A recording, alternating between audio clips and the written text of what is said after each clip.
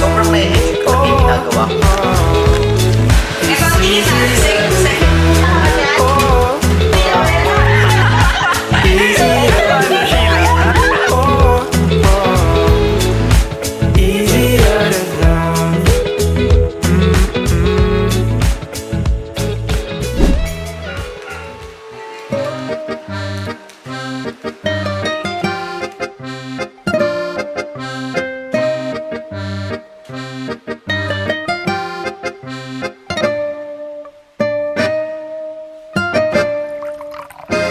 So hello guys, nakakaloka. Ang tagal kong walang upload. Parang nasa 6 months yata. Kung hindi ako nagkakamali. 6 or 7 months. Kasi parang sobrang naging busy ako lately. Ang dami nangyari sa akin since nung huling upload ko. Ang daming changes. Pero parang feeling ko wala rin akong ganong time na i-share lahat sa inyo. So, eto lang.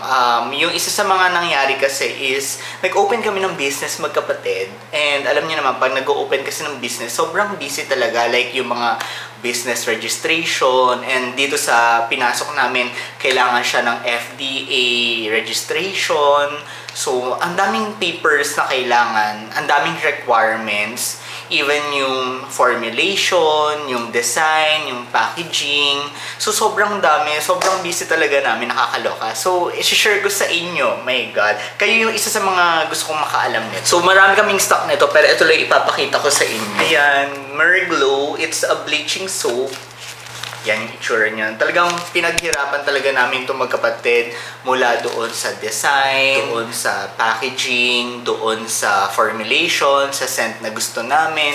So, sobrang naging busy talaga kami. It's because of this. So, ayun. So, ito guys, FDA notified siya. So, gusto namin kasi legal lahat. Delikado kasi, ang pinag-uusapan dito ay balat. So, gusto namin safe yung mga gagamit. And sobrang happy kasi iba talaga yung effect sa balat. Like kahit kami magkapatid, ito yung ginagamit namin. Hindi lang kami magkapatid, kahit yung mama ko, yung papa ko. Actually, kami talaga yung naging guinea pig dito. Kami talaga yung nag-try ng product bago namin siya i-mass produce. Ayun, sobrang happy kami sa result and sa effect sa balat. Kasi, my God, ibalik nyo sa akin kung hindi totoo to. Sobrang lambot niya sa balat. Like parang mga nakakadalawa or 3 gamit ka pa lang, mafe-feel mo na yung after mong maligo, parang ang lambot-lambot ng balat mo, parang siyang baby skin, ganon. And talagang nagtatanggalan yung mga dead skin cells. Ewan ko ha, ang daming nagko-comment sa akin ng mga nakagamit na nafe-feel daw nila, yung kahit hindi raw sila mag-scrub, ay nalalaglag daw talaga yung mga dumi-dumi nila sa katawan. So, isa yun sa mga naganap sa buhay ko. Kaya, ayun, medyo naging busy si ate girl. Tapos, isa pa is, ayun, na-reassign na ako. Wala na ako sa Laguna. So, naka-assign na ako ngayon sa Cavite. So, ayun, within Cavite area na ako. Pero hindi siya sobrang lapit sa bahay. So, medyo pagod pa rin ng konti. Like, nag-rent pa rin ako ng boarding house. And ganun pa rin yung expenses actually. Pero at least, diba, nandito na ako malapit kahit pa paano. Siguro mga 1 to 1.5 hour yung biyahe. So, ayun. Nag-aayos lang ako ng gamit kasi bukas ay magkikita-kita kami ng high school friends ko. Actually, overnight lang naman yun. But I will make sure na konti lang yung dala ko. Yung parang good for 1 or 2 days lang talaga. Kasi parang kapag umaalis kami, actually, sanay na sanay akong ganun lagi. Yung pag umaalis ako, parang gusto ko lagi, sobra-sobra yung dala ko. Alam ko, ang hirap i-explain. Yung halimbawa, 1 day lang or 2 days lang naman siya. Pero yung dala ko, good for 1 week. Ganun. Ang OA, diba? So, ayun, I'll make sure na magaan lang tong bag na to. Ay, wait. Share ko na rin sa inyo to. Tignan ninyo. Foldable. Happy ako dito kasi, may, alam mo yun, kahit na nasaan ako, may dala akong hanger. So, foldable siya. Ayan. Cute, diba? I want it sincerely, so I'm still daydreaming. I see it so clearly.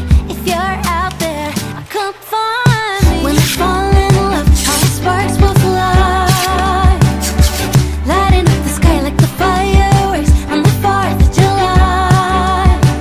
The city will ignite magic, wonder, thunder, striking through my heart. When I fall in love, all the sparks will fly. Looking in his eyes, why is it seen as naive if I think it's all real? That when you just know the butterflies you feel.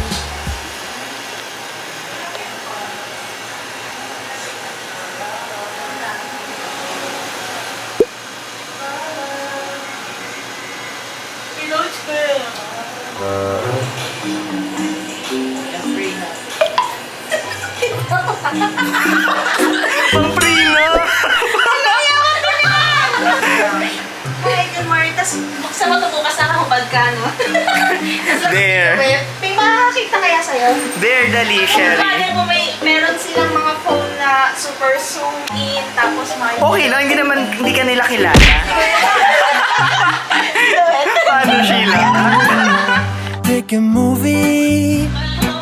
I'll pick you up, we'll go eat sushi. Or we'll go downtown. With our best moves we can boogie.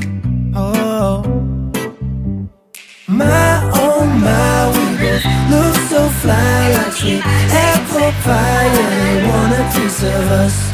My, when we drive on by, they just can't deny. Yeah, they wanna be like us.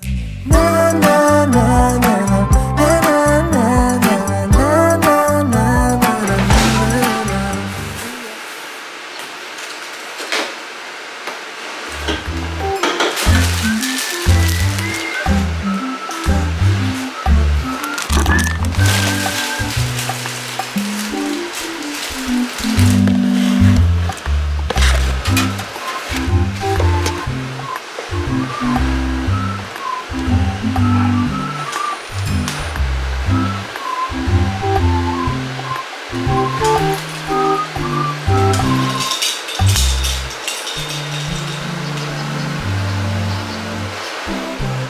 So ngayon guys, nag-edit lang ako ng pang-posting sa page ng aming unit. Kasi nga 'di ba, kunento ko sa inyo before na nalipat na ako sa jail. So wala na ako sa regional office. So iba na rin yung designation ko. So ang ginagawa ko na ngayon, since naka-assign ako sa CRS, Community Relations Service, more on engagement with the community, more on postings on Facebook. So ibig sabihin, kailangan din ini-edit pa yung mga pictures, and then even yung mga videos. Sobrang na-enjoy ko talaga yung ginagawa ko ngayon. Kaya lang, wala akong sariling PC or table or laptop doon sa jail. So, ayun, biglaan ako napabili nitong iPad. Nakakaloka. Ito siya, ang ganda. I love the color. So, ayun, very careful ako kasi wala pa siyang case. So, ayun, bumili ako nito kasi nag-work ako sa phone. And very awkward siya kasi, for example, nag-edit ka ng picture or ng video or mag-post ka sa Facebook. Pag hawak ko yung phone ko, mukha lang akong nagpe-Facebook or mukha lang akong nakikipag-chat kung kani-kanino. And very unprofessional siyang tignan. And that's the reason why I decided na bumili na talaga ng iPad. Iniisip ko nga kung MacBook, kaya lang, alam mo yun, parang hindi siya worth it kasi mas kailangan ko ng iPad para kahit nasa biyahe ako or nasaan ako, mas madali ako makakagawa ng kung ano man, di ba? So, ayun, shinare ko lang naman sa inyo. Ay, may hindi pa pala ako nakukwento sa inyo. One time, may nakasabay ako na taga dito rin sa First Park. Tapos, papanood niya raw yung mga video ko, ganito, ganyan. At nakakatuwa kasi every single detail talaga. Alam niya talaga, like, nung nalipat na ako, na umalis na ako sa pagtuturo and all. Hindi ko nakuha yung name niya, pero taga dito rin siya. Feeling ko mapapanood niya rin. Tapos, nung chinek ko, parang ang tagal ko nang hindi nakapag-upload ng video. Parang 7 or 8 months na yata yung nakalipas.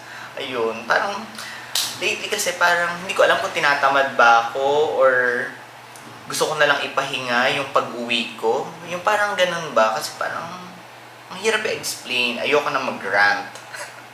Basta, alam nyo na yan kung ano yung tinutukoy ko. Parang, I'm still looking for my purpose talaga. But, ayun ha, sobrang na-enjoy ko naman talaga yung current work ko. It's just that, nararamdaman ko lang talaga na hindi siya talaga para sa akin. Ang hirap i-explain kasi magmumukhang nag-rant ako. Basta, nararamdaman ko na hindi ko siya mundo. Hindi ito yung nag-fit sa personality ko, sa lifestyle ko. Basta, ayun. Patience, paper thin. Don't know who I am. My friends never held my hand. I guess they were never friends. I don't like making enemies. I never thought you'd be hating me. But based on what they're telling me, I'm good to let it